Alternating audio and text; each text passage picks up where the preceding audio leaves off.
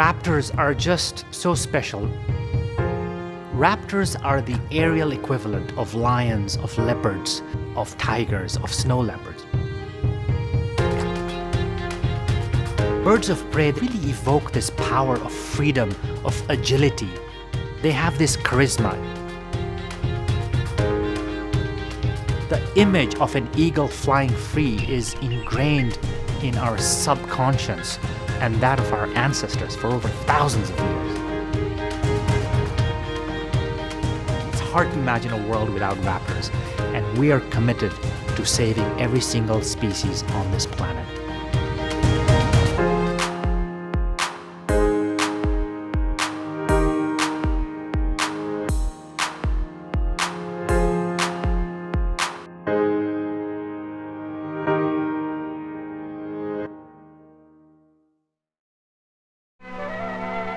The Peregrine falcon, strong, handsome, powerful, and sleek.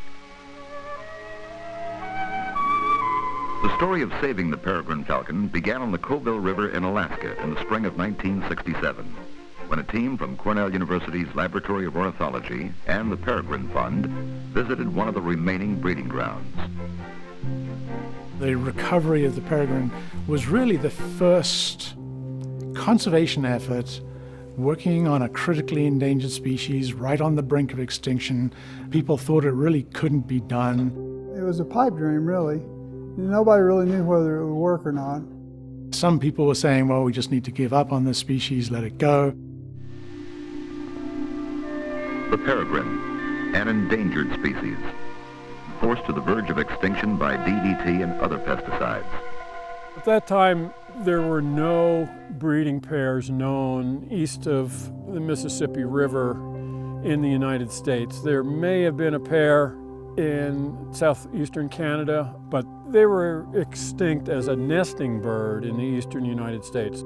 They declined because the use of DDT, a major pesticide back in the day for mosquito and other insect control, it was used for everything. And it has this insidious effect of causing them to lay thin eggshells. This nest that we found here was a particularly disappointing one for us. The shells were too thin to support the weight of the female as she incubated them, so she'd be breaking her own eggs trying to incubate them.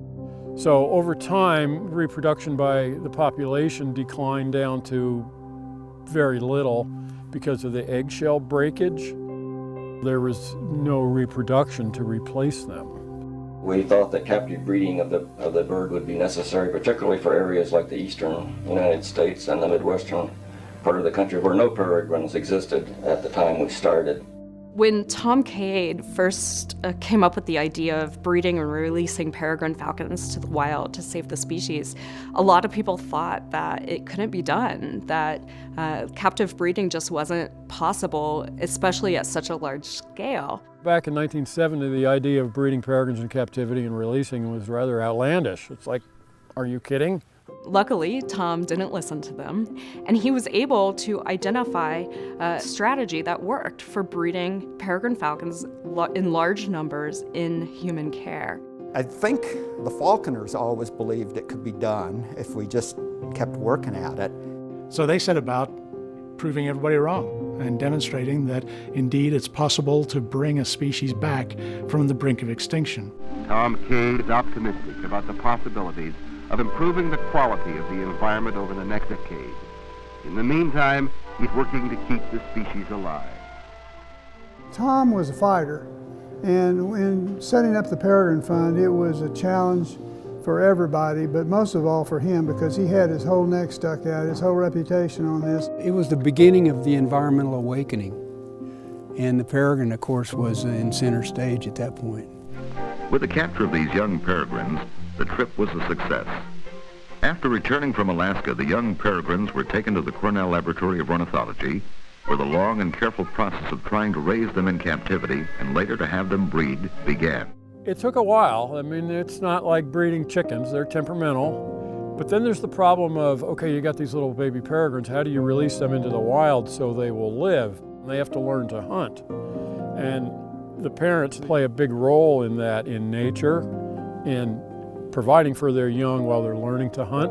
but we didn't have adult peregrines around to help the young learn to survive. So it actually relied on a falconry technique called hacking. A special rearing box was constructed in which the young birds would be enclosed and fed daily until they developed their wing feathers, at which point they would be released into the wild.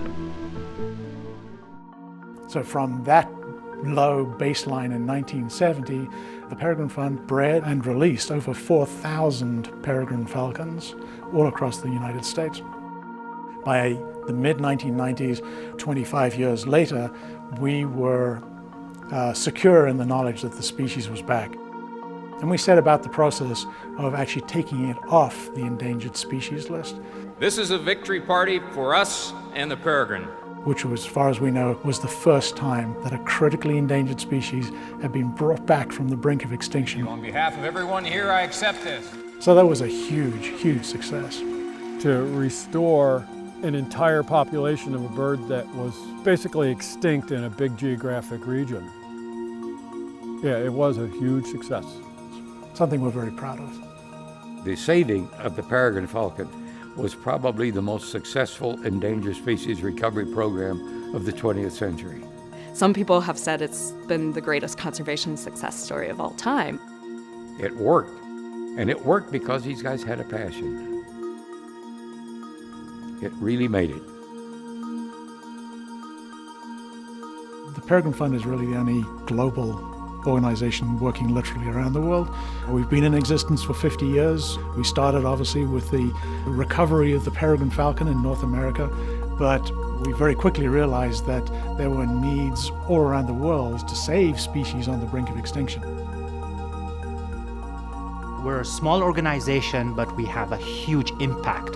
And our impact is there because many people around the world, the partners that we work with, the raptor networks that we build, the champions that we've invested in over the last 50 years, they believe in the work that we do and they want to help out.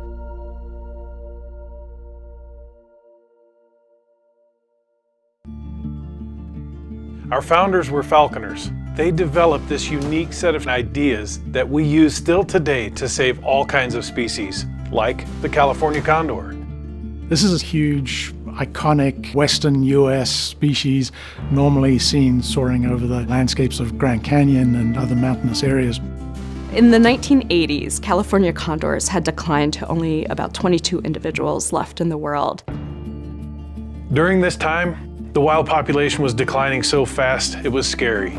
The U.S. Fish and Wildlife Service authorized a captive breeding program, and by 1987, the decision was made to capture the last wild condor, to keep the species alive.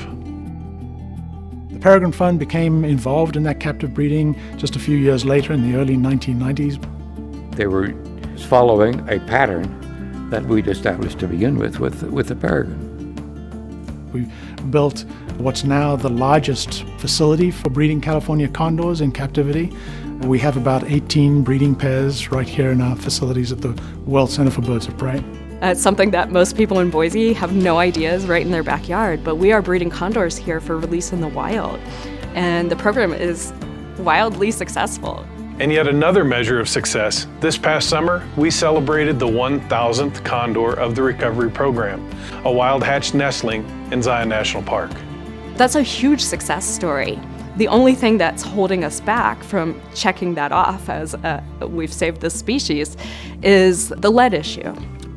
Our research demonstrated that much of the lead was coming from bullet fragments found in the remains of shot animals that were left in the field. So while deer gut piles are a great food source for scavenging wildlife, if those contain lead, they can poison California condors. One way to approach this problem, which others have tried, is to simply ban the use of lead ammunition within the range of the California condor. That's not the way the Peregrine Fund works. We work with stakeholders to try and solve conservation problems to make the solution sustainable. So, we co-founded the North American Non-Lead Partnership, dedicated to preserving our hunting heritage and at the same time protecting all scavenging raptors by increasing the use of non-lead ammunition. The program is working. The iconic California condor is back. And today, there are more birds in the wild than in captivity. That is significant. Once again, it comes down to working with people, sharing our newfound knowledge, and creating lasting change.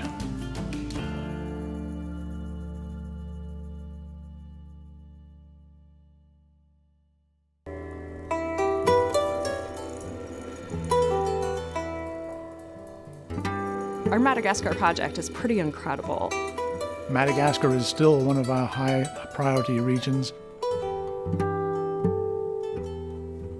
About half the species there are endemic, found only on the island. We've been working there now for 30 years, preserving or conserving habitat by both creating a national park, the largest national park in Madagascar, but the thing that I'm most proud about is the community-based conservation projects we're doing there. The team in Madagascar have created 3 new protected areas in Madagascar to safeguard habitat, not only for the critically endangered Madagascar fish eagles, but species from the 24 raptor species, of which 14 are endemic.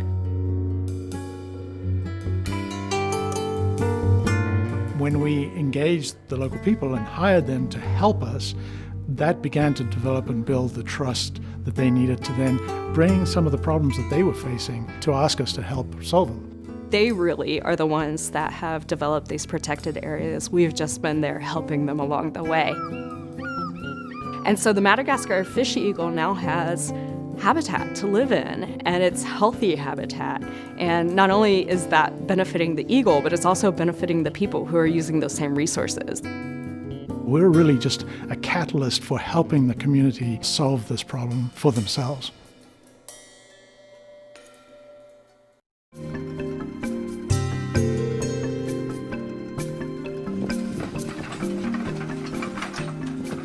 Engaging local communities depends on where we are and the community that we need to engage. I think the Asian vulture story is a really good example of that. There were 3 species of Asian vultures. People in the countries where they lived, in India and Pakistan, for religious reasons may not eat their cattle, but still keep cows. And so when a cow would die, it would go to a carcass dump, and the vultures would come in and they'd feed on it and keep the disease at bay. And it was a great symbiotic relationship. In the 1990s, one of the biologists started to notice that the vultures were dropping dead, literally falling out of the trees, dead. And nobody knew why. So we sent a team of biologists over to try and figure out what the problem was. And they discovered that it was an anti-inflammatory drug called diclofenac, which was being used in veterinary medicine to cure the aches and pains of the cows. But if the cow still died with diclofenac in its system, it was causing kidney failure in the vultures, which was significant. And in this time period between when we recognized that there was a problem and when we were actually able to ban the use of diclofenac, about 99% of those 3 species of vultures died. And so we lost so many of them, which was really scary. But fortunately, we were able to stop it in time for the populations to stabilize. Given the number of all these critically endangered vultures, both in South Asia and in Africa as well, the Peregrine Fund is greatly involved in spearheading the conservation efforts to ensure that the populations of these birds are restored.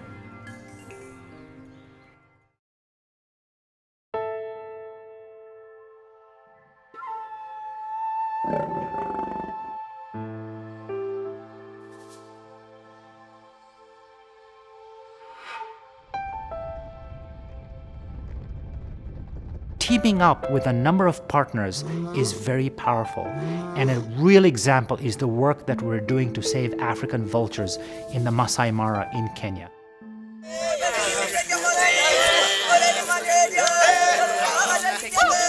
So vultures are amongst the most threatened group of birds around the world. And in the East African savannas, in the Masai Mara plains and in the Serengeti, these areas are occupied by the indigenous Maasai communities who value their cattle. And because of land tenure changes, because the human population is growing very rapidly, their nomadic lifestyles have been curtailed. And what has happened is the Maasai and their livestock have come head to head with carnivores such as lions and hyenas.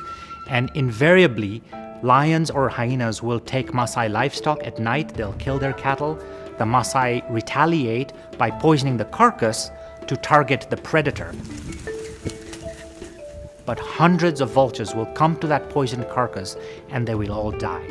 And so we realized that by reaching out, by providing an educational network, by providing wildlife poisoning intervention training, by developing capacity, we have created a network of Maasai people who are now the first responders at these poison events.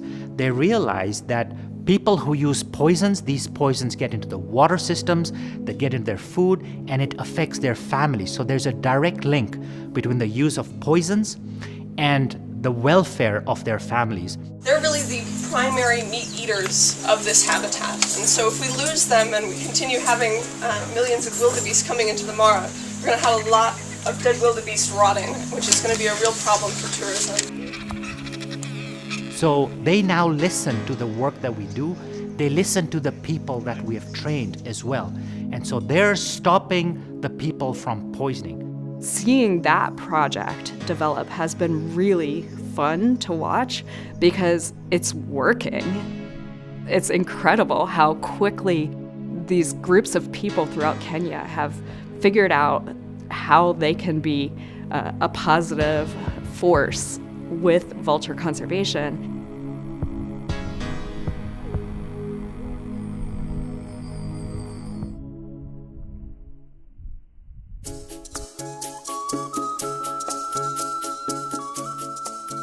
I think one of the strongest elements that the Peregrine Fund managed to bring to the conservation of raptors was a recognition that the success of this was predicated on people developing this love and appreciation for the intrinsic value of these birds. In places like Madagascar or Darien province in Panama, it's really a matter of building trust, working with communities, involving ourselves in their lives and involving them in the research and work that we're doing, say, on the harpy eagle in Darien and Panama, and building trust. One of our biologists, Marta Kurti, is just a master at going into communities and developing education programs, working with teachers and schools. And she developed this program and started getting people excited about harpy eagles and starting to feel pride about harpy eagles. When the local community owns the process and owns solving the problem, the result is sustainable. Eventually, the country of Panama decided to make the harpy eagle their national symbol.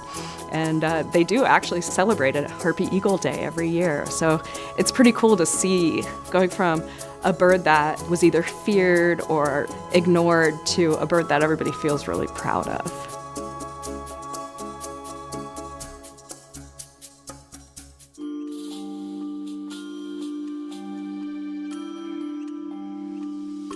All across the globe, all the conservation problems, all the environmental problems are caused because of humanity, and people cause these problems. But people are also part of the solutions, and that is a big strategy of the Peregrine Fund, is to invest in people, whether we provide support for graduate studies or provide support for the technician who's helping climb the trees to install camera nests, helping with trapping birds, taking blood and collecting measurements. These are the people who have the power to change behavior of their communities so that we achieve holistic conservation goals. Fundamentally, any successful, sustained conservation program is dependent on the fact that people love and appreciate the natural world. And I think this is something that the Peregrine Fund achieved much more so, much earlier than any other conservation organization. The World Center for Birds of Prey in Boise, Idaho is the headquarters of the Peregrine Fund. So not only do we have our administrative offices here, but we also have the Velma Morrison Interpretive Center, which is a place where people from all over the valley, but also traveling through Idaho, can come and visit and learn about this working conservation organization. They can learn about the birds, get nose-to-beak experiences with some of our education raptors, and hopefully fall in love with the birds of prey so that they want to do something to help protect them in the wild. We will see birds of prey from around the world. How could you not be inspired by seeing this beautiful acrobatic aerial predator fly and so close to you. It's one thing to see them far away, but to get to see them up close, they're beautiful. You almost wish you could be the bird at that point in time. You're almost flying with them when you're that close to them.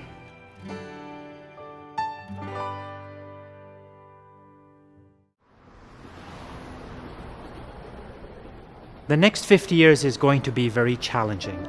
The world is changing rapidly. Human populations are growing very fast.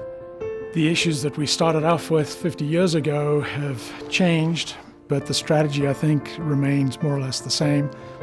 Base your conservation decisions on sound, solid science. Engage with people.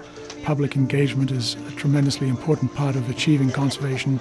And then work out solutions that work for everybody so that stakeholders, the people who really will perpetuate the conservation actions, are really soundly behind the work that you do. We're poised to do that. We're setting ourselves up to be successful in the future by boosting our own scientific analytical ability.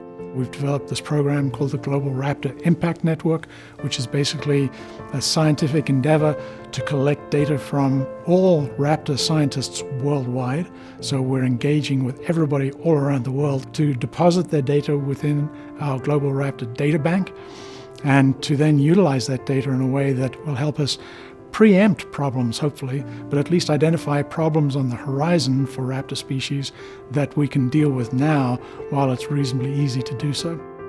I think the future for the Peregrine Fund is incredibly exciting. I'm so excited to be a part of it. I think that we as an organization are stronger than ever. If people want to make a difference and they're willing to work hard at it, we can. We can save species. And that's not something that is trivial. When we hear about species in decline around the world, sometimes it feels kind of hopeless. But the truth is that we can save species. If we can safeguard raptor populations, we safeguard this planet. We owe it not only to the raptors, but we owe it for the generations ahead on this very fragile planet of ours.